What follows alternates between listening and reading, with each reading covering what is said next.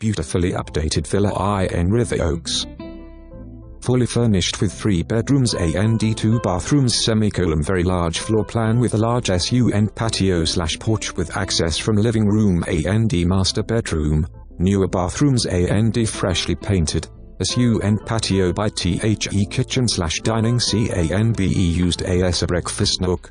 Great school district.